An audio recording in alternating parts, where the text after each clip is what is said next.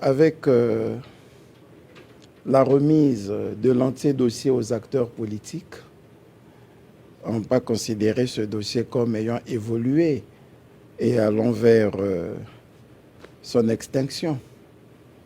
Ce qui me gêne plus dans l'affaire, c'est que malgré tous les arguments et tous les documents dont dispose le gouvernement, les Congolais continuent à faire plutôt confiance aux spéculations et à l'oralité, aux propos qui auraient été tenus par les uns et les autres. Comme je l'ai dit hier devant le Parlement, on ne peut pas opposer une intervention, un témoignage oral à un témoignage écrit. Maintenant que tous les écrits ont été mis à la disposition des acteurs politiques, le gouvernement va considérer ce dossier comme étant clos. Et ce qui gêne en plus, c'est que les Congolais viennent encore de nous donner la preuve qu'ils aiment consommer ce qui vient de l'étranger, au détriment de ce qu'ils produisent eux-mêmes. Voyez-vous, nous avons des acteurs politiques qui, pour conforter leur thèse, se sont appuyés sur des messages qu'ils auraient lus sur des sites d'information étrangers. Et dans ce bottin, vous remarquerez que nous avons joint, comme par bonheur, les informations que nous tenons de l'Agence congolaise d'information.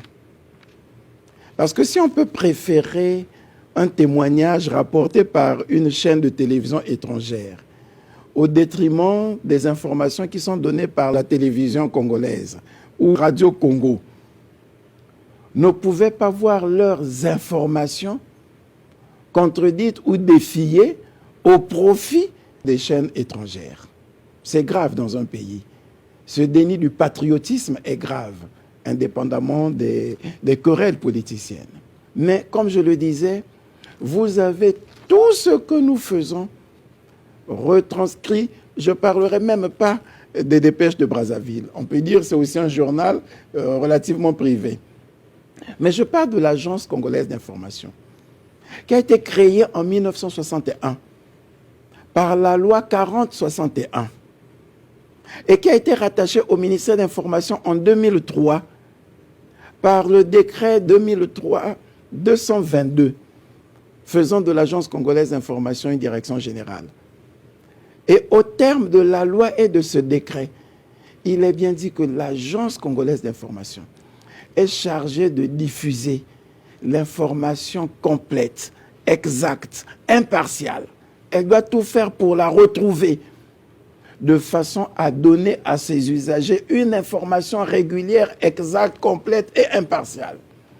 Et ne doit dans aucune circonstance subir des interventions extérieures de nature à tronquer l'intégrité de l'information.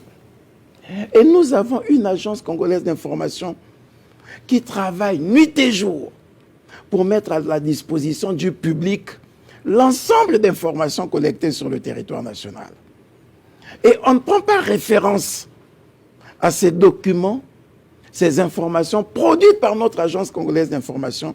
On va nous prendre en référence et dans des instances importantes des propos issus des sites parfois sulfureux, au motif que sur tel site d'information, j'ai lu ceci, donc ça vaut plus que ce qui est donné par notre agence congolaise d'information. Non, j'ai tenu, en mettant à la disposition des acteurs politiques l'entier dossier, de leur rapporter, y compris les publications de l'Agence congolaise d'information. La parole s'en va, l'écrit reste. Et ici, ils verront comment ont été transmises toutes les informations liées à ces accords et même aux accords que nous avons signés avec d'autres pays. Maintenant que nous avons les textes et que nous demandons à tout le monde de lire ces textes, de les comprendre, je pense qu'il y aura moins de débats.